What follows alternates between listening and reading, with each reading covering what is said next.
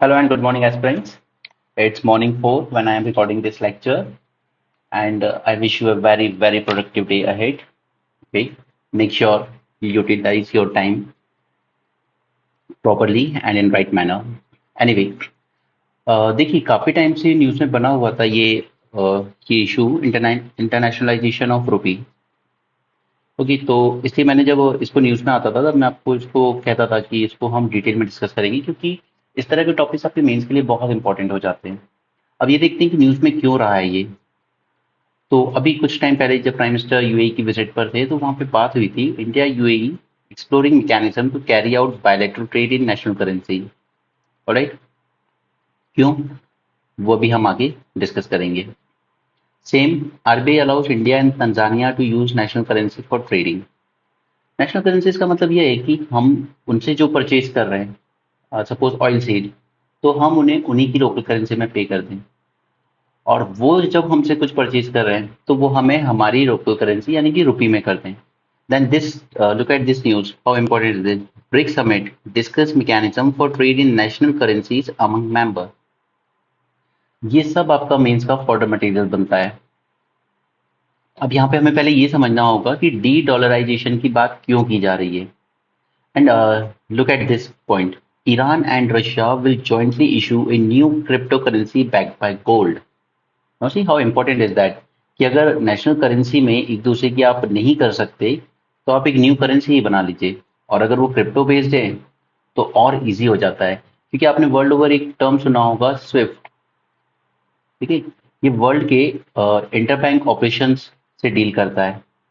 तो जब रशिया ने यूक्रेन पर अटैक किया उसके बाद से ये बात की जा रही थी कि रशिया को स्विफ्ट जो मैसेजिंग सर्विस है इससे एक्सपेल किया जा सकता है, और अगर इसे एक्सपेल कर दिया जाए तो फिर ये जो पेमेंट है इंटरनेशनल लेवल, जैसे रशिया ने अपना ऑयल कहीं सेल किया तो उसका पेमेंट बहुत मुश्किल हो जाता है। और ये स्विफ्ट से बाहर करने की बात इसलिए की जा रही थी ताकि रशिया को इकोनॉमिकली डैमेज किया जा सके। ओके, जो इकोनॉमिक सैंक्शन उस पर लगाए गए हैं। ठीक है, तो इसलिए रशिया, चाइना या कोई भी कंट्री हो, वो इस तरह के मैकेनिज्म एक्सप्लोर कर रहा है कि हमें एक तो ये स्विफ्ट पे डिपेंडेंसी कम हो सके, इसका कोई एक वायबल ऑल्टरनेटिव बनाने की कोशिश की जा रही है। तो रशिया और चाइना ने इसमें बहुत हैवी अमाउंट इन्वेस्ट किया हुआ है कि एक कोई ऑल्टरनेट सिस्टम बनाया जा सके for international payment among international banks. Right, और दूसरा कि क्रिप्टो बेस्ड कोई करेंसी लॉन्च की जा सके backed by gold, of course, okay, not backed by dollar, क्योंकि आज जो भी अधिकतर करेंसीज हैं वर्ल्ड ओवर की, they are backed by dollar. और डॉलर का इतना वर्चस्व क्यों है इंटरनेशनल मार्केट में, वो अभी हम डिस्कस करेंगे। अभी मैं आपको सिर्फ ये दिखा रहा हूँ कि न्यूज में ऐसा क्या रहा है कि हमें इस आर्टिकल को मेंस पॉइंट ऑफ व्यू से डिस्कस करना पड़ रहा है।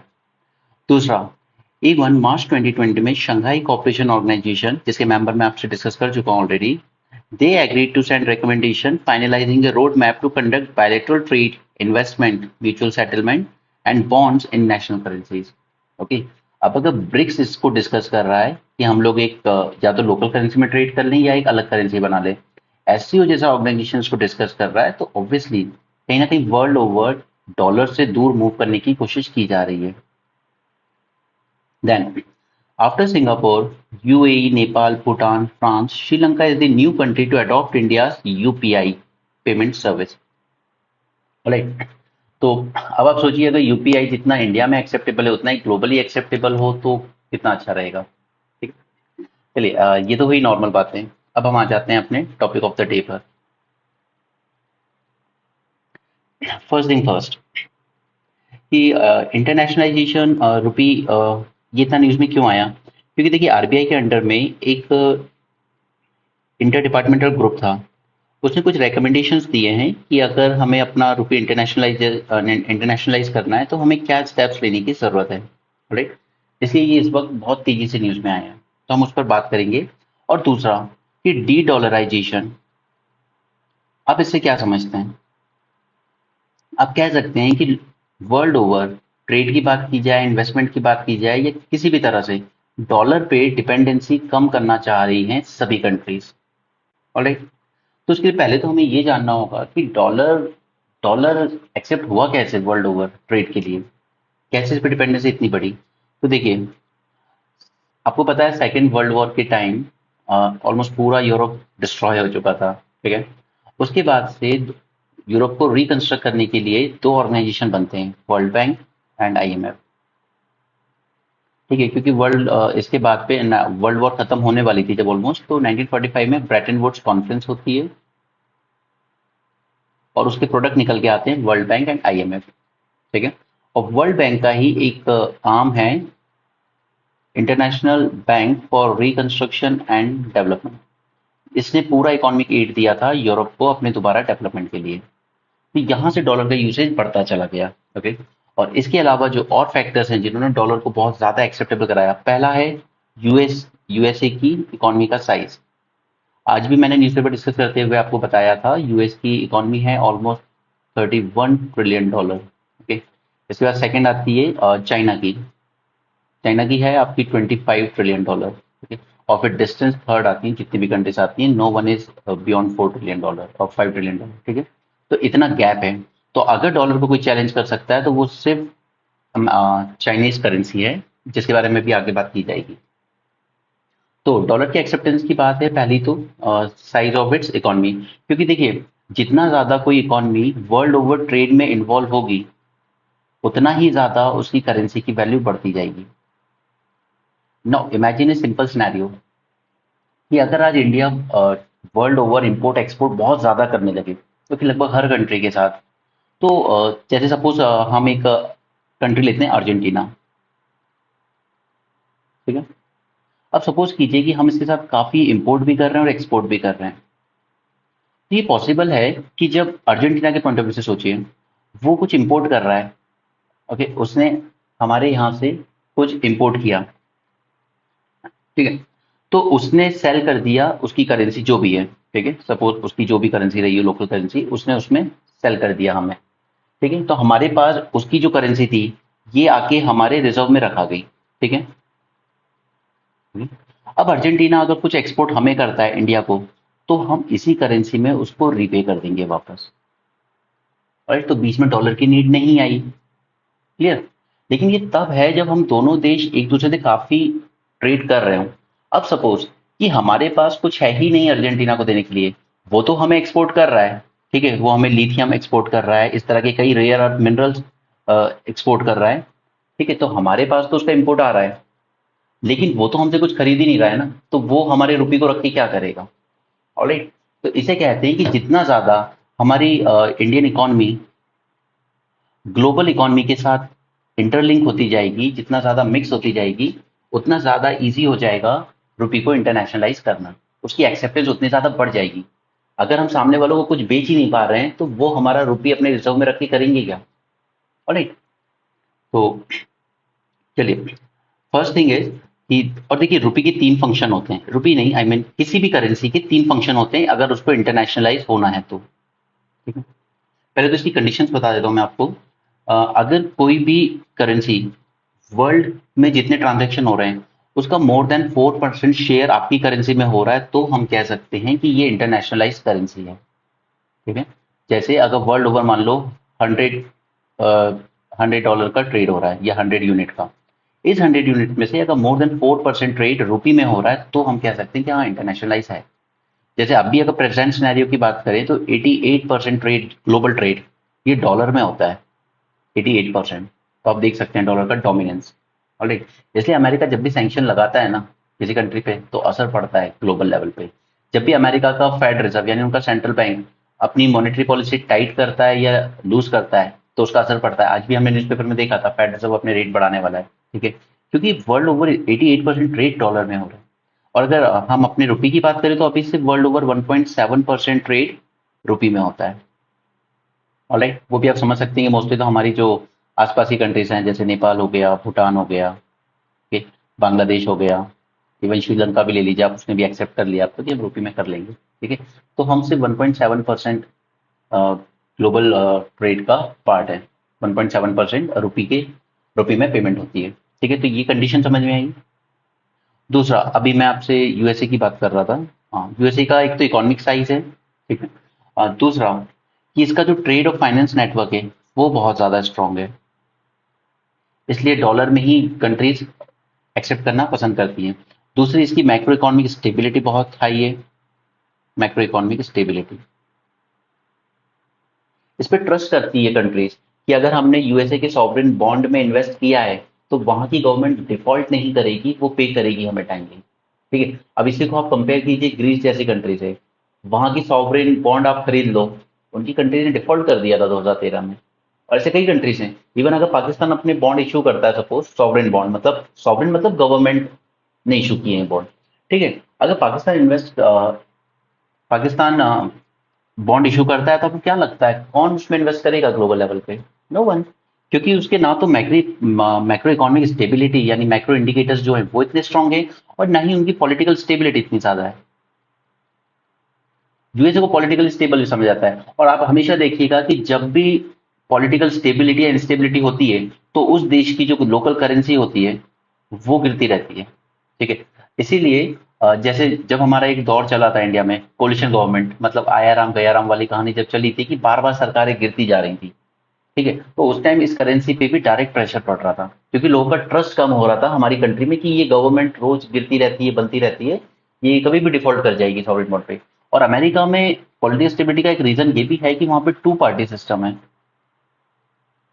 अगर ये पार्टी पावर में नहीं तो दूसरी पावर में, कोलिशन जैसा उनके यहाँ ज्यादा कोई इशू होता नहीं है।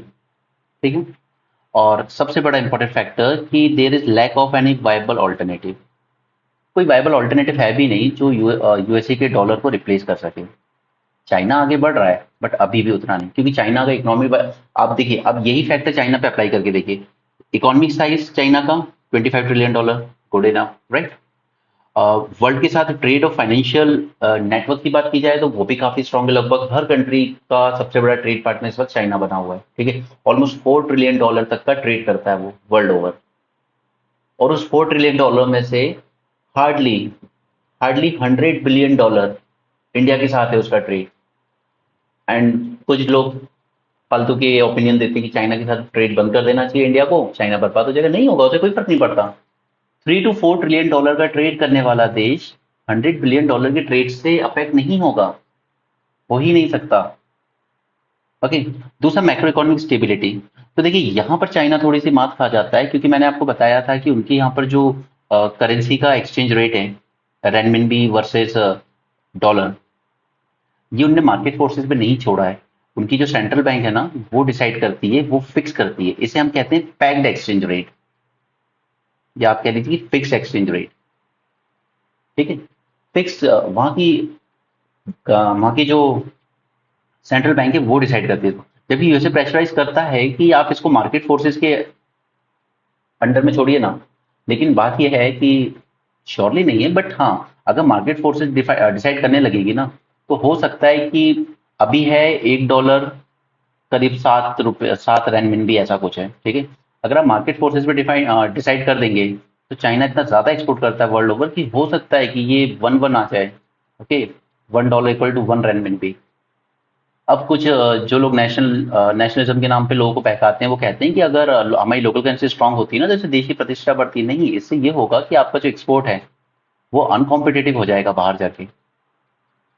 बाहर मार्केट में आपका ये एक्सपोर्ट अनकॉम्पिटेटिव हो जाएगा। क्योंकि देखिए, पहले सपोज आपने चाइना ने कोई मोबाइल फोन बनाया, सपोज जस्ट कि 7 रुपए का बिक रहा है, मतलब 7 रेनमिनबी का। तो यूएसए में बैठे हुए कस्टमर को तो सिर्फ $1 देना है ना। ऑलराइट, लेकिन अब अगर मान लीजिए कि उसका हो जाता है एक्सचेंज रेट 1-1, ठीक है, $1 1 रेनमिनबी। तो अब उसने जो फोन बनाया था 7 रेनमिनबी का, पहले यूएस का कस्टमर दे रहा था $1, अब यूएसए का कस्टमर देगा $7 इस केस में। तो उसके जो एक्सपोर्ट थे वो अनकॉम्पिटेटिव हो गए ना, अब वहां जाके यूएसए में महंगा पड़ रहा है ये।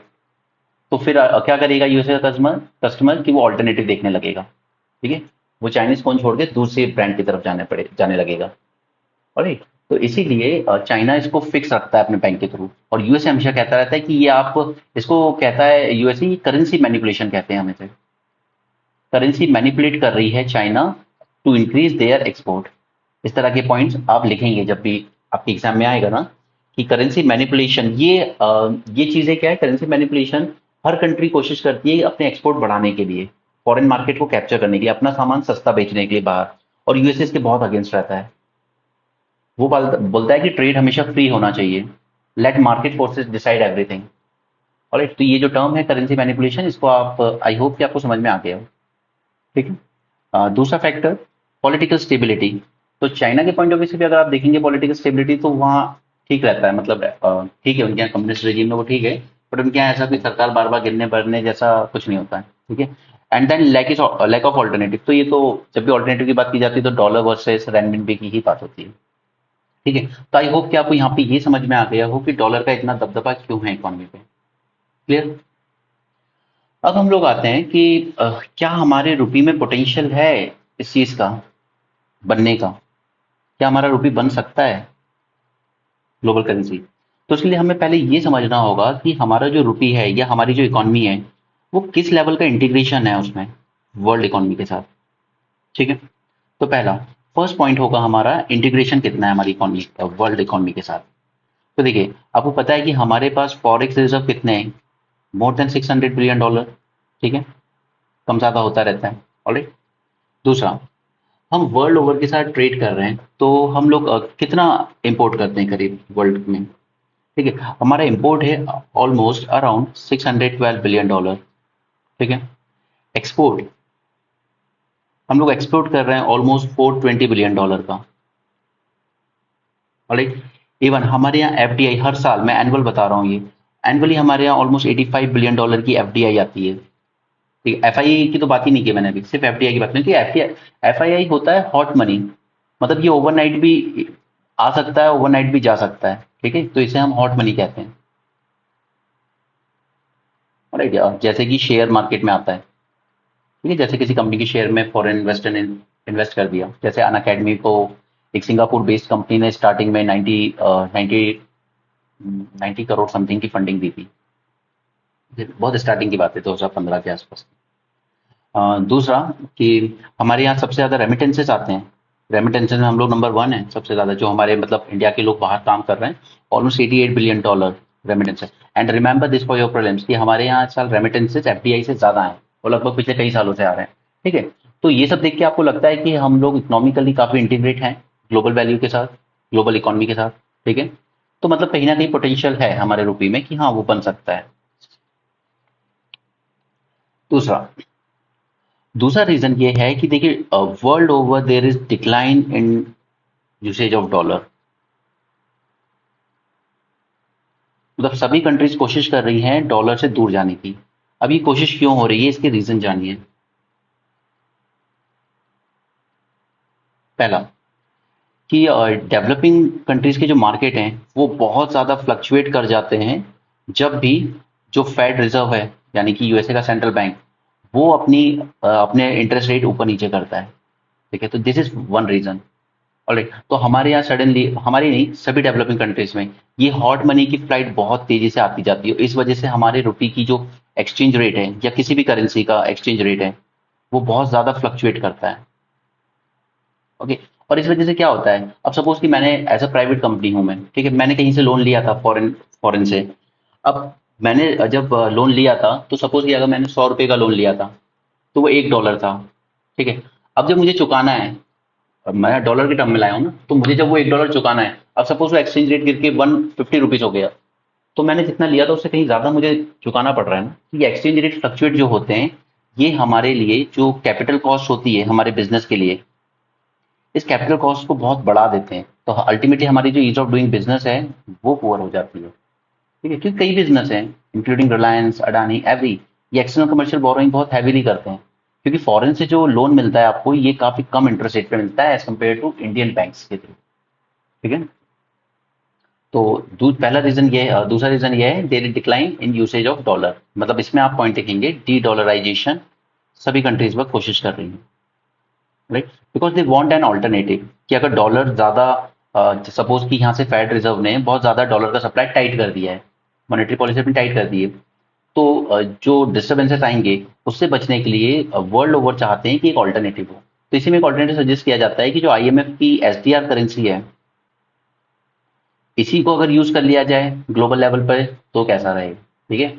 या जैसा कि हमने देखा होगा रशिया और ईरान कोशिश क्या कर रहे हैं कि एक crypto currency backed by gold, ऐसी एक नई करेंसी लॉन्च कर दी जाए ट्रेड के लिए, ताकि डॉलर पे रिलायंस कम हो जाए, ठीक है।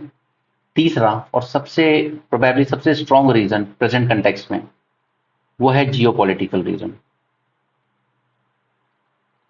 ये तीसरा रीजन है क्यों हमें या वर्ल्ड को दूसरी तरफ देखना पड़ रहा है। देखिए, रशिया यूक्रेन वॉर जब हुई शुरू, तो यूएसए ने क्या किया, सैंक्शन लगा दिए रशिया पर। क्यों? ताकि वो जो भी ऑयल एंड गैस सप्लाई कर रहा है यूरोप को या अदर कंट्रीज को, ये डिक्रीज हो सके, क्योंकि पेमेंट का इशू आ जाता है ना, आप पेमेंट कैसे करोगे। फिर दूसरा, आपने स्विफ्ट से बाहर करने की कोशिश की रशिया को। स्विफ्ट सिस्टम है जो पेमेंट सिस्टम वर्ल्ड ओवर, इससे एक्सपेल करने की कोशिश की। और इसको एक्सपेल करने की वजह से फिर रशिया को क्या करना पड़ा, जैसे इंडिया के साथ उसने वोस्ट्रो नोस्ट्रो अकाउंट शुरू किया। मैं फिर समझाता हूँ ये क्या है। ठीक है, वोस्ट्रो नोस्ट्रो अकाउंट पे ये होता है, देखिए वोस्ट्रो हम लोग कहते हैं हमारे तरफ से। ठीक है, और इसी वोस्ट्रो को सिर्फ एक नोस्ट्रो वर्ड से रिप्लेस कर देता है रशिया जब इसकी बात करता है। तो बात एक ही है, हम वोस्ट्रो कहते हैं, रशियन जिसको नोस्ट्रो कहते हैं, दैट्स सिंपल। ठीक है, इसमें कोई ज्यादा लंबा विचार मत कीजिए। इसमें क्या होता है कि जैसे रशिया की कोई कंपनी ने हमें कुछ एक्सपोर्ट किया, सपोज ऑयल। ठीक है, तो हम जो पेमेंट करेंगे वो हम रुपी टर्म में पेमेंट करेंगे आपको, और ये इंडिया के ही किसी बैंक में उस रशियन कंपनी का अकाउंट होगा, इंडिया के किसी बैंक में। ठीक है, और ये पैसा चला जाएगा इस अकाउंट में और यहीं पे पड़ा रहेगा। अब अभी कंपनी क्या करेगी इस पैसे का, यहाँ पे रुपये पड़े हुए हैं। ठीक है, तो वो क्या करेगी कि जब इंडिया कुछ एक्सपोर्ट करेगा, तो वो एक्सपोर्ट की जो पेमेंट होगी, इंडिया से जो एक्सपोर्ट गया है, सपोज कि इंडिया ने मेडिसिन एक्सपोर्ट करे। ठीक है, तो इस मेडिसिन पे जो पेमेंट करनी होगी रशिया को, वो इस रुपी वाले इसी अकाउंट से रुपी में कर देगा। ठीक है, और अगर सपोज कीजिए कि हम लोग तो कम एक्सपोर्ट करते हैं रशिया को, लेकिन उनसे ऑयल गैस हम बहुत ले रहे हैं, तो यहाँ पे ऑब्वियसली काफी रुपये पड़े रहेंगे। तो दूसरा ये कर सकते हैं कि ये वापस से हमारी इंडियन इकोनॉमी में ही इस रुपये को इन्वेस्ट कर सकते हैं। ऑलराइट, ये दो तरीके होते हैं इस रुपये को यूज करने का। So that is about nostro and vostro account. ठीक है, तो ये जो सैंक्शन लगे, इस वजह से बात की गई कि अगर यूएसए ही सब कुछ डिसाइड करना है, एक अकेली कंट्री, तो बेटर है कि हम इस डॉलर पे अपना रिलायंस ही कम कर दें। तो एक तो ये रीजन था। दूसरा, आपको पता होगा ईरान पे भी सैंक्शन लगाए थे यूएसए ने। ठीक है, इसके बाद ही इंडिया और ईरान ने सेटल किया था कि हम लोग रुपये में ट्रेड करेंगे। राइट, लेकिन इसको ईरान ने कहा था कि देखिए हम पूरा तो नहीं ले सकते आपसे रुपये में, क्योंकि हम लोग तो आपको एक्सपोर्ट बहुत कर देंगे ऑयल गैस, आप हमें क्या कर पाओगे, ज्यादा तो कुछ कर नहीं पाओगे एक्सेप्ट एग्रीकल्चर वगैरह। ठीक है, तो इन्होंने कहा था पार्शियल करेंगे।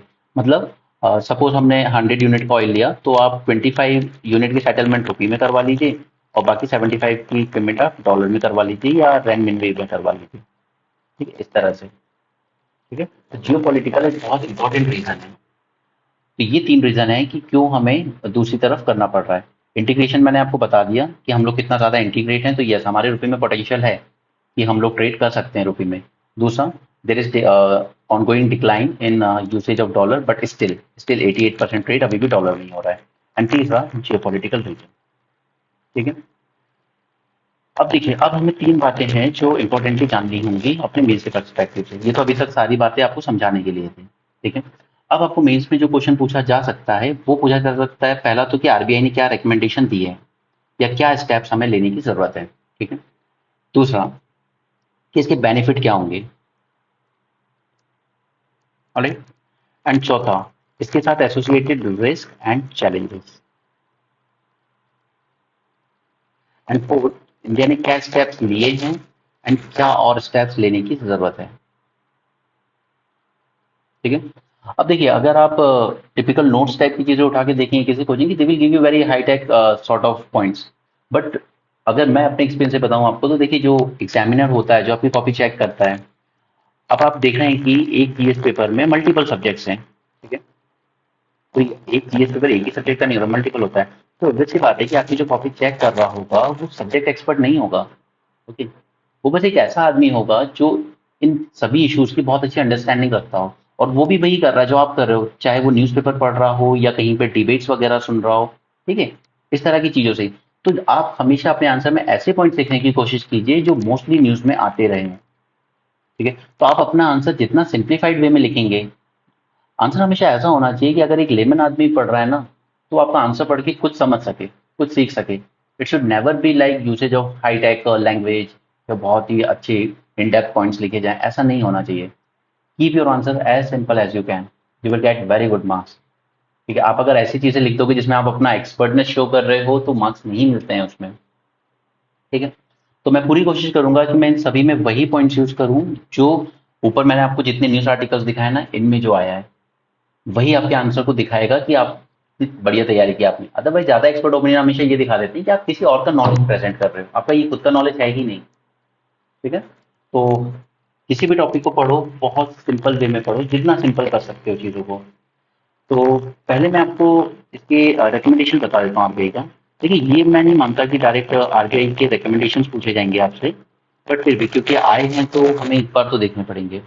और जो आपको ज़्यादा नहीं, बस आप 5 अगर रिकमेंडेशन याद रख लेते हैं तो उतना काफ़ी होगा आपके लिए। ठीक है, ज़्यादा याद रखने की ज़रूरत नहीं है, बट 5 वुड सफाइस। ठीक है, चलिए। पहला तो ये है कि हमें अपने बायलैटरल एंड मल्टीलैटरल ट्रेड, ठीक है, बायलैटरल यानी कि एक पर्टिकुलर कंट्री के साथ, या मल्टीलैटरल यानी कि एक ग्रुप के साथ, जैसे कि सार्क वगैरह के साथ या आसियान ग्रुप के साथ। ठीक है, तो हमें ये जो bilateral multilateral trade trade arrangement है, उसमें पहले तो कोशिश करनी चाहिए कि हम लोग इनवॉइसिंग यानी बिलिंग, ठीक है, या सेटलमेंट, जो भी सेटलमेंट करनी है हमें, जैसे हमने रशिया के साथ किया रूपी रूबल सेटलमेंट, या पेमेंट जो भी करनी है, ठीक है, ये सब हमें कोशिश करनी चाहिए कि बायलैटरली हम उस कंट्री के साथ ये सब रूपी में कर पाएं। इसमें आप एग्जाम्पल क्या कोट करेंगे? रूपी रूबल, रूपी rouble agreement between Russia and India. ठीक है, this is how you relate your point with current affairs. Okay, तो ये पहला रिकमेंडेशन है आरबीआई का कि बायलैटरल मल्टीलैटरल लेवल पे हमें कोशिश करनी चाहिए कि जो भी सेटलमेंट पेमेंट वगैरह करने हैं वो हम रूपी में करवा सकें उनसे। ठीक है, और ये तभी हो पाएगा जब बिल्कुल एकदम बैलेंस टाइप का ट्रेड होगा, यानी कि हम उनसे इंपोर्ट भी काफी कर रहे हैं और हम उनको एक्सपोर्ट भी काफी कर रहे हैं। ऐसा नहीं कि एक चीज ज्यादा डोमिनेंट हो रही है। उसमें क्या होगा, या तो उनके पास हमारा रुपीज सरप्लस में पड़ा रहेगा और बेकार पड़ा रहेगा, या हमारे पास उनकी करेंसी बेकार पड़ी रहेगी। ठीक है, तो इसीलिए हमेशा कोशिश करनी चाहिए कि वो ट्रेड जो हो बैलेंस हो। मैंने आपको न्यूज़पेपर में जब एक एग्जांपल दिया था, मैंने कहा भी था कि बांग्लादेश के साथ जो ट्रेड डेफिसिट है, यानी हम उनको ज्यादा एक्सपोर्ट करते हैं, वो हमें कम कर पा रहे हैं। तो उस पर हम लोग वर्क कर रहे हैं, ताकि बांग्लादेश को ये भी ना लगे कि सिर्फ इनके यहाँ से सामान आया जा रहा है हमारे देश में, हमारे मार्केट को कैप्चर किए जा रहे हैं। ऐसा भी नहीं होना चाहिए, बैलेंस होना चाहिए ट्रेड। तब जाकर आप ये जो सेटलमेंट है ये अपनी करेंसी में कर सकते हो। अरे, पहला। दूसरा, कि हमें अपने जो नॉन रेसिडेंट्स हैं उनके लिए कोशिश करनी चाहिए कि हम रुपये अकाउंट ओपन कर सकें।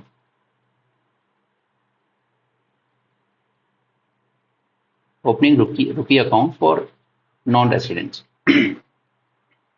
ओके, मतलब आप अपना जो पैसा इंडिया भेज रहे हो, उसे आप कोशिश कीजिए कि आप रुपये के टर्म में भेजो, ना कि इस तरीके से। ठीक है, दूसरा एंड वेरी इंपॉर्टेंट, जो कि अभी फ्रांस में हुआ अभी जब प्रधानमंत्री गए थे, integrating Indian payment system,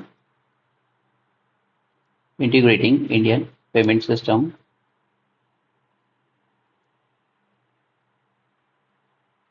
with other cross-border transactions।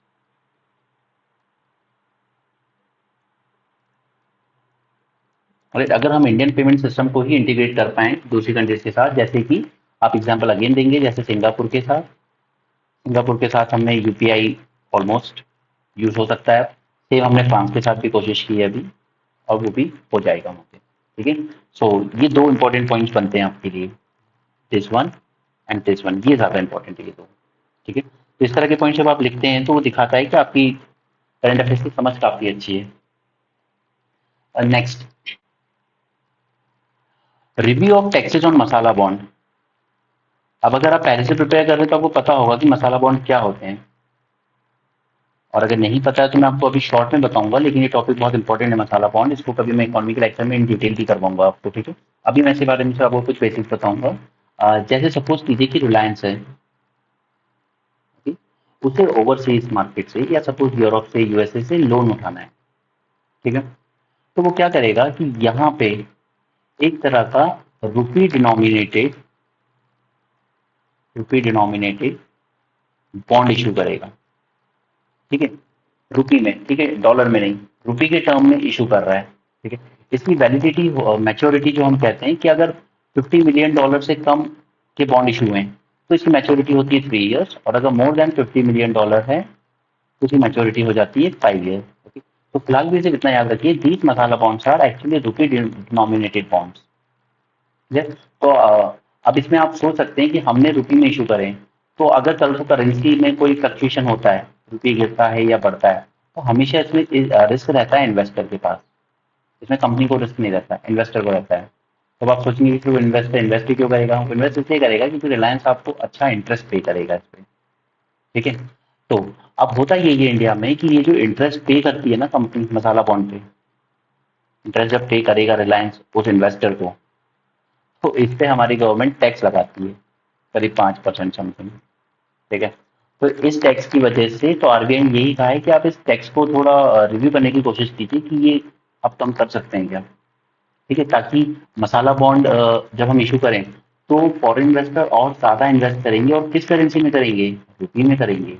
Right. तो हमारे यूपी का अल्टीमेटली ग्लोबल लेवल पर यूसेज क्या होगा, बढ़ जाएगा।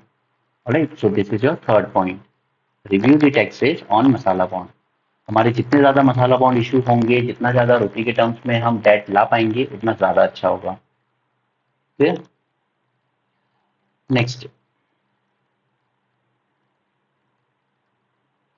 नेक्स्ट है कि फाइनली हमें कोशिश करनी चाहिए कि हमारा जो रुपी है उसे हम इंक्लूड करवा सकें आईएमएफ के एसडीआर बास्केट में। अभी एसडीआर बास्केट क्या है, आईएमएफ की एसडीआर बास्केट में 5 करेंसी हैं अभी। ठीक है, 5 करेंसी, डॉलर है, पाउंड है, यूरो है, जापानीज येन है एंड चाइनीज रेनमिंबी है। और अगर इसमें हम अपने रुपये को इंक्लूड करवा सकें तो इसकी जो एक्सेप्टेबिलिटी होती है, क्योंकि अगर आईएमएफ की बास्केट में कोई चीज इंक्लूड होगी तो इसकी एक्सेप्टेबिलिटी दूसरी कंट्रीज के लिए ज्यादा हो जाती है, फिर वो ज्यादा ट्रस्ट करते हैं इस पर। ठीक है, तो ये हमारे 4 पॉइंट्स काफी हैं इसके लिए जो आरबीआई ने रिकमेंडेशन दी। और भी दिए हैं बट काफी टेक्निकल है, इन डेप्थ है, तो I won't want you to delve into that, at least not right now. इसलिए मैं आपको कहता हूँ कि हमेशा हैंड रिटन बनाइए। जैसे जैसे ये इशू और ज्यादा डिस्कस होता रहेगा, डिबेट होता रहेगा जगह जगह, तो ये आता रहेगा न्यूज में। ठीक है। इसके अलावा चलिए एक दो रिकमेंडेशन और बता देता हूँ, but may be you can find it out, but try to grasp it. Okay. ठीक है, सेकंड ये है कि हमारी जो गवर्नमेंट होती है या हर देश की गवर्नमेंट, वो कुछ ना कुछ सॉवरेन बॉन्ड इशू करती है। ठीक है, सॉवरेन मतलब गवर्नमेंट की इशू की, किसी प्राइवेट कंपनी ने सॉवरेन बॉन्ड इशू करती है। राइट। और उसमें फॉरेन इन्वेस्टर इन्वेस्ट भी करते हैं। जैसे इवन हमारे आरबीआई भी यूएसए की काफी सारी सॉवरेन बॉन्ड होल्ड करता है। उससे क्या होता है कि हमारे यहाँ जो फॉरेक्स रिजर्व पड़ा है $600 बिलियन, ठीक है, वो पड़े पड़े तो हमें कुछ रिटर्न दे नहीं रहा है, तो हम लोग क्या करते हैं इसमें से कुछ डॉलर निकाल के यूएसए की जो सॉवरेन बॉन्ड है उसमें इन्वेस्ट कर देते हैं। ठीक है। और वहां से क्या आता है, आरबीआई के पास इंटरेस्ट आता है। ठीक है, तो और डॉलर आते हैं हमारी इकोनॉमी में, और अल्टीमेटली हमारे जो फॉरेक्स रिजर्व है वो और इंक्रीज होते हैं। क्लियर। उसी तरीके से क्योंकि वो यूएसए है, उसकी बॉन्ड की वैल्यू बहुत ज्यादा है। अगर आप रेटिंग वगैरह देखेंगे तो AAA+ टाइप की रेटिंग होती है उसकी, ये कभी डिफॉल्ट नहीं होगी। इंडिया की रेटिंग थोड़ी सी कम है। लेकिन ये सॉवरेन बॉन्ड जब हम इशू करते हैं तो जो फॉरेन इन्वेस्टर्स इसमें इन्वेस्ट करते हैं, राइट, तो हम ये चाहते हैं कि अगर ये हमारी सॉवरेन बॉन्ड है, इसे हम लोग किसी तरीके से इंक्लूड करवा दें जो ग्लोबल बॉन्ड इंडाइसेस होता है, ग्लोबल बॉन्ड इंडाइसेस, और एक तरह का शेयर मार्केट समझ लीजिए आप, या ग्लोबल बॉन्ड इंडेक्स। ठीक है, अगर इसमें हम अपने सॉवरेन बॉन्ड को इंक्लूड करवा दें तो इससे भी हमारे रुपये की एक्सेप्टेबिलिटी बढ़ जाएगी। ये आरबीआई का एक और रिकमेंडेशन है। ठीक है।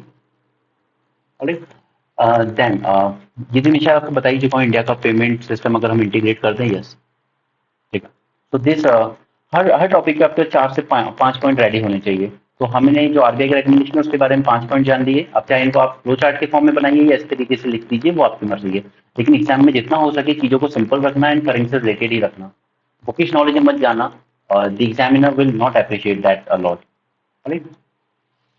चलिए, तो अब ये हो गया आरबीआई के रिकमेंडेशन। अब हम आ जाते हैं कि इसके बेनिफिट क्या होंगे। Again I will keep things very simple. जब बेनिफिट की बात करेंगे तो हम चीज़ों को बहुत सिंपल रखेंगे। तो कभी ये मत सोचना जब आप दूसरी कोचिंग की मैगजीन वगैरह उठाते हो या कहीं से भी करंट अफेयर पढ़ते हो, तो आप कभी ये मत सोचिएगा कि यहाँ पे हमें न्यू पॉइंट्स मिल गए, न्यू पॉइंट्स मिल गए। देखिए, जरूरत नहीं है उतना जानने की, आपको वहाँ आंसर सिर्फ 150-200 वर्ड में लिखना है, खत्म करना है उतने में। तो आप कोशिश कीजिए ऐसे पॉइंट्स पढ़ो जो वहाँ पे इजीली रिकॉल हो, और रिकॉल करने की जरूरत ही नहीं पड़ेगी अगर आपकी कंसेप्ट क्लियर है, क्योंकि ये सब ऐसे बेसिक पॉइंट्स हैं।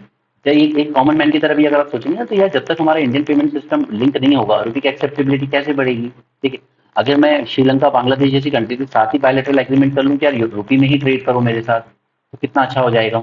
राइट। अगर मसाला बॉन्ड पे टैक्सेस लग रहे हैं तो उस वजह से मेरे पास रुपी में जो डेट आ रहा है वो कम आ रहा है, तो इस टैक्सेस को ही अगर थोड़ा सा कम कर दिया जाए तो कंपनीज और ज्यादा मसाला बॉन्ड इशू करना शुरू कर देंगी फॉरेन मार्केट में, है ना। आईएमएफ की बास्केट में आ गई, यानी आपकी तो क्रेडिबिलिटी ही बढ़ गई। ठीक है, उसी तरह का सॉवरेन बॉन्ड को मैंने ग्लोबल बॉन्ड इंडेक्स में कर दिया, तो मुझे और ज्यादा लार्ज इन्वेस्टर्स का पूल मिल गया जो मेरे कंट्री के बॉन्ड में इन्वेस्ट करेंगे। ठीक है, तो अपनी प्रोडिक्शन इस तरीके से रखिए कि कंसेप्ट के साथ वो पॉइंट अपने आप आपके दिमाग में आए। वहां पे ऐसा ना हो कि कुछ रट्टा मार के गए, रिकॉल करने पड़ रहा है, तो उतना तो टाइम भी नहीं होता यार, 3 घंटे में 60 पेज लिखना, 20 क्वेश्चन, वो भी अलग अलग स्ट्रीम के, दिमाग में इतना प्रोसेस करना इन्फॉर्मेशन को, नॉट दैट इजी। जैसे आप प्रिपरेशन अपनी जितनी सिंपल रखेंगे उतना बेटर होगा। चलिए अब बात करते हैं बेनिफिट्स की। इसमें बेनिफिट्स क्या होंगे? अच्छा, अब एक बात बताइए, जब मैं आपको बताता हूँ रुपये एप्रिसिएशन डेप्रिसिएशन वगैरह, तो मैं बताता हूँ कि अगर इंडियन इकोनॉमी में डॉलर ज्यादा आ जाते हैं, मतलब इजी अवेलेबल है, तो हमारा रुपये अप्रिशिएट कर जाता है ना। फिर लोग कहते हैं भाई बहुत अवेलेबिलिटी है, मैं 30 रुपए से ज्यादा नहीं दूंगा $1 के।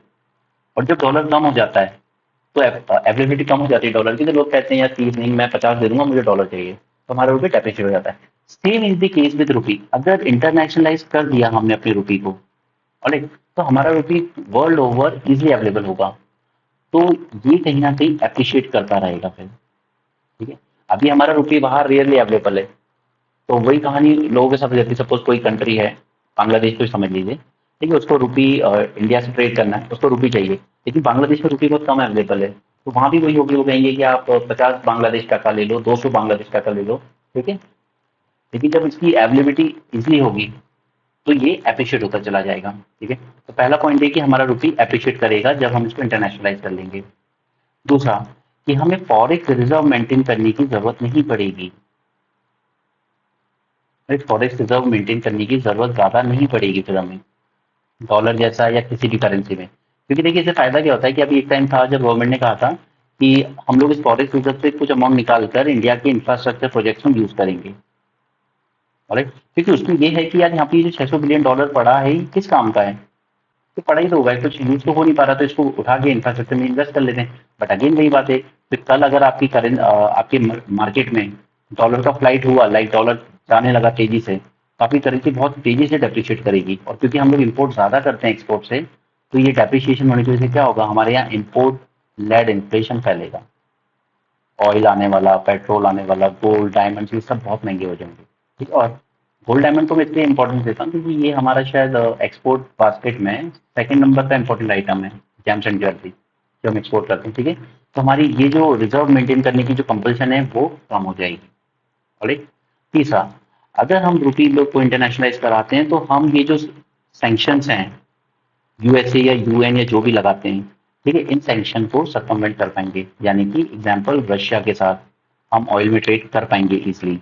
Same with Iran. ईरान देखिए हमारे यहाँ, हमारा ऑलमोस्ट बैकयार्ड का नेबर ही है, पहले तो बॉर्डर ही शेयर होती थी पार्टीशन के पहले, पाकिस्तान के जस्ट बियॉन्ड ईरान है। ठीक है, वहां से ऑयल गैस लेना हमें बहुत सस्ता पड़ता है, ट्रांसपोर्टेशन कॉस्ट भी बहुत कम आती है। ठीक है, तो ये दोनों चीज हमारी अफेक्ट क्यों हुई, ये सैंक्शन जो लगाए थे यूएसए ने, हम इन सैंक्शन को सर्कमवेंट कर पाएंगे जब रुपये में ट्रेड हो सकेगा। ठीक है, तीसरा रीजन। दूसरा, लोअर ट्रांजेक्शन कॉस्ट। अब अभी हमें ट्रेड करना होता है तो हमें पहले अपना रुपये डॉलर में कन्वर्ट करेंगे। ठीक है, उसके बाद ट्रांजेक्शन होगा, तो इसमें कॉस्ट बढ़ जाती है आपकी, लेकिन जब रुपये में सीधे ट्रेड होगा तो फिर कोई रिस्क नहीं रहेगा। एंड मोस्ट इंपॉर्टेंटली कि हमारा जो एक्सपोर्ट होगा वो काफी कॉम्पिटेटिव हो जाएगा। कैसे? कम से इसलिए नहीं हो जाएगा कि जैसे सपोज कीजिए कि अगर हमारे इंडिया में किसी ने मोबाइल फोन बनाया था, ठीक है, वो कह रहा है कि मेरी इनपुट कॉस्ट भी सेम रही है, ठीक है, और मैं जो सेलिंग प्राइस रख रहा हूँ अपनी, वो भी मैं सेम रख रहा हूँ, सपोज ₹100, ठीक है, फॉरेन मार्केट में, तो मैं तो ₹100 से बेच रहा हूँ, लेकिन क्योंकि इकोनॉमी में रुपया कमजोर हो गया, ठीक है, तो बाहर वाले को अब मुझे देने पड़ रहे हैं ₹150, सपोज ये ₹150 हो गया।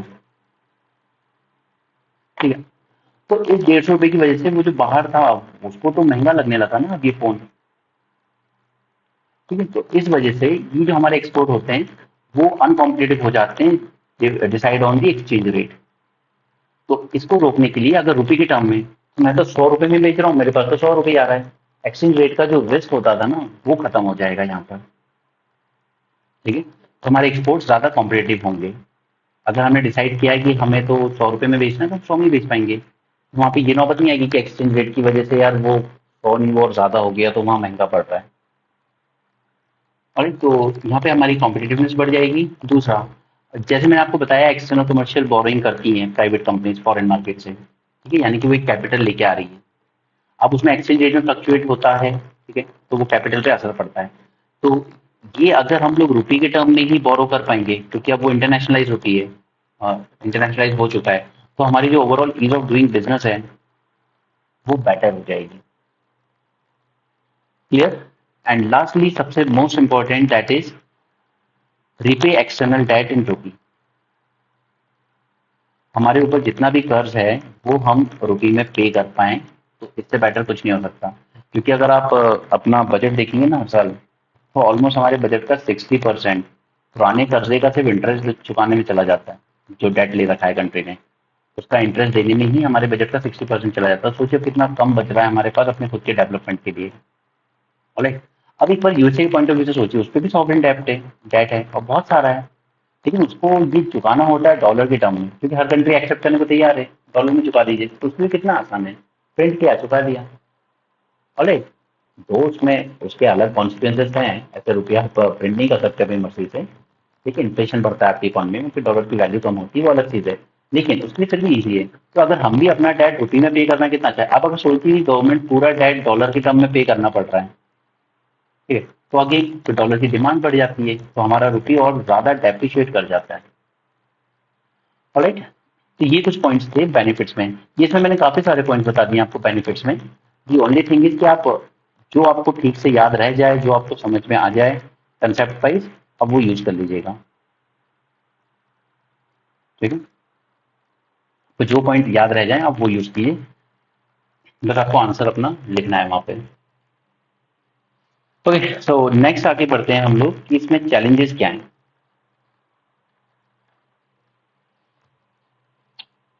देखिए, दो सबसे बड़े चैलेंजेस हैं, और जो मैं ऑलरेडी ऊपर बता भी चुका हूँ, आप अपनी दिमाग को बेटर सोच पाएंगे इसमें। सबसे पहला मैंने आपको ऊपर क्या बताया था, हम लोग वर्ल्ड ओवर हमारा रुपये कितना एक्सेप्टेबल हो रहा है अभी ट्रेड में, हार्डली 1.7%। राइट, तो हमारा जो रुपये है उसकी एक्सेप्टेबिलिटी ही बहुत कम है अभी। तो ये एक सबसे बड़ा चैलेंज है कि आप इसकी एक्सेप्टेबिलिटी कैसे बढ़ाएंगे। ठीक है, दिस इज फर्स्ट चैलेंज। दूसरा, मैंने आपको बताया था कि बैलेंस ऑफ पेमेंट में दो चीजें होती हैं, एक होती है करेंट अकाउंट, एक होती है कैपिटल अकाउंट। और ये हमारा फुली कन्वर्टेबल है और ये है पार्शियल कन्वर्ट, ये पार्शियल कन्वर्टेबिलिटी है। तो आपकी करेंसी इंटरनेशनली एक्सेप्ट हो, उसकी सबसे पहली रिक्वायरमेंट है that you should have a full capital account convertibility, जो कि अभी है नहीं हमारे यहाँ कन्वर्टेबिलिटी। ठीक है, और ये फुल कैपिटल अकाउंट कन्वर्टेबिलिटी ना देने का रीजन है क्योंकि ये हरकत की थी आसियान कंट्रीज ने, और उनके यहाँ 99 में हो गए थे एशियन फाइनेंशियल क्राइसिस। उसमें हुआ क्या था कि इनके फॉरेन इन्वेस्टर्स एफआईआई लेके आते थे बहुत बहुत ज्यादा क्वांटिटी में, ठीक है, तो इनके मार्केट जूम करते रहे बहुत अच्छे से, और फिर ओवर द नाइट इन्होंने अपने सारे डॉलर निकाल लिए। ठीक है, अब जैसे डॉलर निकले, डॉलर की कमी हुई, तो इनकी जो करेंसी थी आसियान कंट्रीज की, ये बहुत तेजी से डेप्रिशिएट कर गई, और इस वजह से इनके जो इम्पोर्ट थे वो इतने ज्यादा कॉस्टली हो गए कि पूरी इकोनॉमी में इन्फ्लेशन फैला एंड पूरी इकोनॉमी चरमरा गई। ठीक है, तो ये हुए थे Asian crisis of 99, all because of this capital account convertibility. तो हम लोग हमारे यहाँ फुल्ली अलाउ नहीं करते हैं कि आज आपने एफआईआई में इतने डॉलर इंक्लूड किए, ठीक है, इन्वेस्ट किया, आप कल की कल ही दोबारा से इसको कन्वर्ट करके निकाल लीजिए। We don't allow that. Okay, तो ये एक बहुत बड़ा चैलेंज है कि जब तक हम फुल कैपिटल अकाउंट कन्वर्टेबिलिटी नहीं देंगे, इसका इंटरनेशनल नेशनलाइजेशन करना बहुत मुश्किल होगा। और इसके अलावा और रिस्क क्या है इसमें? अब ये तो बात हो गई थी चैलेंजेस की कि दो सबसे बड़े चैलेंज क्या है इसमें। दूसरा है कि रिस्क क्या है, अगर हम ये करने में कामयाब हो भी गए तो इसमें दूसरा रिस्क क्या आएगा। देखिए, सबसे बड़ा रिस्क आएगा हमारी जो मॉनेटरी पॉलिसी है। अभी हम अपनी मॉनेटरी पॉलिसी के थ्रू क्या करते हैं, हम अपनी इंडियन इकोनॉमी में रुपये का जो सर्कुलेशन है वो सर्कुलेशन को कंट्रोल करते हैं, राइट। लेकिन हम लोग क्या दिमाग में रखते हैं, सिर्फ हमारी डोमेस्टिक, हमारी खुद की इकोनॉमी में क्या इन्फ्लेशन है उस हिसाब से हम डिसाइड करते हैं कि हमें रेपो रेट टाइट करना है या लूज करना है, लोन सस्ता प्रोवाइड करवाना है या कंट्रोल करना है। ठीक है, इन्फ्लेशन बढ़ रहा है अगर इंडिया में तो हम लोग ऊपर से टाइट कर देते हैं रेपो रेट, ताकि मार्केट सप्लाई कम हो जाए, मनी सप्लाई कम हो जाए मार्केट में। ठीक है, वो तो मैं आपको समझा ही चुका हूँ, रेपो रेट वगैरह। ठीक है, तो ये हम लोग अभी सिर्फ डोमेस्टिक इकोनॉमी को ध्यान में रखते हुए करते हैं। लेकिन अगर रुपये इंटरनेशनलाइज हुआ तो ये मॉनेटरी पॉलिसी का इम्पैक्ट डिसाइड करना बहुत मुश्किल हो जाएगा, क्योंकि वैसे आपको यही नहीं देखना है कि डोमेस्टिक में हमारा मनी सप्लाई क्या है रुपये का, फिर आपको वर्ल्ड ओवर सोचना पड़ेगा। और तो वो एक रिस्क है कि फिर आपकी मॉनेटरी पॉलिसी उतनी इफेक्टिव नहीं रह जाएगी। Clear, this is first thing. दूसरा, अगर आप रुपये को इंटरनेशनलाइज करा के ग्लोबल इकोनॉमी के साथ और ज्यादा इंटीग्रेट होते हो तो आपकी ससेप्टिबिलिटी भी उतनी ही बढ़ जाती है, ससेप्टिबिलिटी टू ग्लोबल हेडविंड्स या फ्लक्चुएशंस कह लीजिए, जो लैंग्वेज आपको इजी लगे। राइट, ये हमारी जो ससेप्टिबिलिटी है बहुत ज्यादा बढ़ जाएगी, क्योंकि आपको पता है 2008 में ग्लोबल फाइनेंशियल क्राइसिस हुए थे। ठीक है, लेकिन इंडिया में इतना ज्यादा इम्पैक्ट फील नहीं हुआ था इसका, क्योंकि हमने कैपिटल अकाउंट कन्वर्टेबिलिटी उतनी ज्यादा रखी नहीं थी कभी, कि हमारे यहाँ आज हॉट मनी आया और कल पूरा का पूरा निकल गया। ऐसा नहीं हुआ, नहीं किया हम लोगों ने। तो हमारी इकोनॉमी थोड़ी बहुत प्रोटेक्ट थी इससे। ठीक है, क्योंकि हम ग्लोबल में उतना ज्यादा इंटीग्रेट नहीं थी हमारी करेंसी, तो हमारी करेंसी पे ज्यादा असर नहीं पड़ा। ठीक है, लेकिन अगर आप एक बार यहाँ पे और ज्यादा इंटीग्रेट हो गए, आपने फुल कैपिटल अकाउंट कन्वर्टेबिलिटी दे दी, तो फिर इम्पैक्ट भी उतना ही ज्यादा तेजी से होगा। ऑलराइट, तो ये है दो रिस्क की बात हो गई। अब हम लोग बात करते हैं कि हमें क्या स्टेप्स लेने की जरूरत है इसके लिए, या क्या स्टेप्स हमने लिए हैं, लेने की जरूरत है वो तो आरबीआई ने बता ही दिए ऊपर रिकमेंडेशन में। ठीक है, तो हम बस ये देखेंगे अब लास्टली कि इंडिया ने इसके लिए अभी तक क्या स्टेप्स लिए हैं। सबसे पहले इंडिया ने आरबीआई ने हमारे आरबीआई ने अलाउ कर दिया था external commercial borrowing private companies को, कि आप रुपये के टर्म में एक्सटर्नल कमर्शियल बोरोइंग कर सकते हो। और ये किसके थ्रू होती है वो मैं ऊपर आपको बता चुका हूँ, मसाला बॉन्ड के थ्रू। ठीक है, फर्स्ट थिंग। दूसरा, कि हमने काफी सारे बायलैटरल एग्रीमेंट साइन किए हैं कंट्रीज के साथ।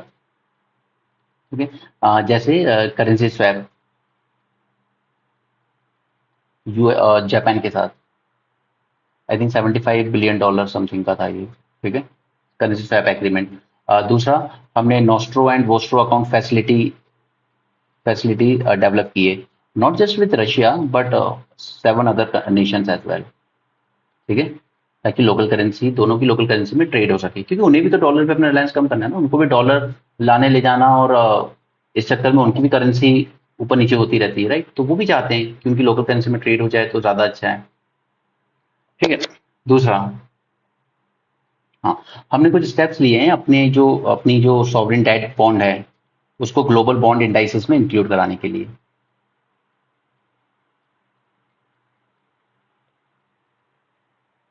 ऑलराइट, फिर इसके बाद एक टर्म होता है एशियन करेंसी यूनियन। देखिए, ये सिर्फ मैं आपको बता रहा हूँ, मैं नहीं चाहूंगा कि आप इसको ज्यादा प्रेशर लें दिमाग पे, इसका याद रखना है रखो, नहीं रखना है मत रखो, इतना इम्पोर्टेंट नहीं है। ये एशियन करेंसी यूनियन बना था 1974 में। ठीक है, इसमें मेंबर हैं कुछ जैसे इंडिया हो गया, ईरान हो गया, इसका हेडक्वार्टर भी ईरान में ही है इनफैक्ट। हाँ, बांग्लादेश हो गया। इन लोगों ने क्या किया था, करीब करीब 17 करेंसीज में ये लोग आपस में कुछ सेटलमेंट करते हैं अपनी ट्रेड। ठीक है, लेकिन अभी इस 17 करेंसीज में इंडिया इंडिया की जो करेंसी है रुपी, वो इंक्लूड नहीं थी। ठीक है, 17 करेंसी सब वही है, मोस्टली तो डॉलर और यूरो में ही होता है। ठीक है, तो इन 70 करेंसीज में भी अगर हम अपना रुपी को इंक्लूड करवा पाए तो ज्यादा अच्छा होगा। ठीक है, कम से कम एशिया में तो हमारी करेंसी एक्सेप्टेबल हो इसलिए। ठीक है, इसके अलावा मैं आपको कुछ और भी बातें बताना चाहूंगा, जैसे एक तारापुर कमेटी बनी थी। इसको बोला गया था कि आप रिकमेंडेशन दीजिए कि क्या कर सकते हैं हम इसके लिए। तो इसने कुछ कंडीशन रखी थी कि देखिए, आप कैपिटल अकाउंट कन्वर्टेबिलिटी प्रोवाइड तो जरूर कीजिए अगर आपको अपने रुपये को इंटरनेशनलाइज करना है तो।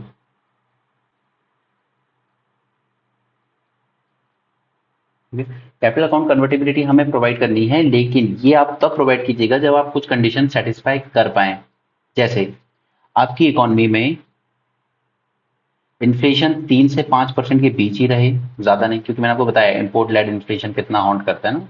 जैसे अगर ऑयल के प्राइस से एकदम ज्यादा सडनली बढ़ जाए तो भी दिक्कत है। तो आपका इन्फ्लेशन कम रहना चाहिए इस रेंज में। आपकी जो फिजिकल डेफिसिट है गवर्नमेंट की, it should be less than 3.5%। ठीक है, ये इन्होंने कंडीशन बताई थी। आपके बैंक के जो एनपीएस हैं they should be less than 5%। और आपके जो फॉरेक्स रिजर्व हैं कम से कम आपके पास $1 ट्रिलियन की फॉरेक्स रिजर्व पड़े हों, ताकि कल को जैसे एशियन क्राइसिस में एकदम से डॉलर निकल गया था, पूरा चला गया था लेके इन्वेस्टर्स, तो वो वैसी सिचुएशन आए तो हमारे पास $1 ट्रिलियन का रिजर्व पड़ा हो, ताकि आरबीआई वो उतना जितना डॉलर जा रहा है उतना ही इकोनॉमी में पंप कर सके, ताकि बैलेंस बना रहे। ठीक है, तो ये तारापुर कमेटी के रिकमेंडेशन थे to provide this capital account convertibility. ये अगर प्रोवाइड करनी है इंडिया को तो ये कंडीशन सेटिस्फाई हो तब ही करना, उसके पहले मत करना।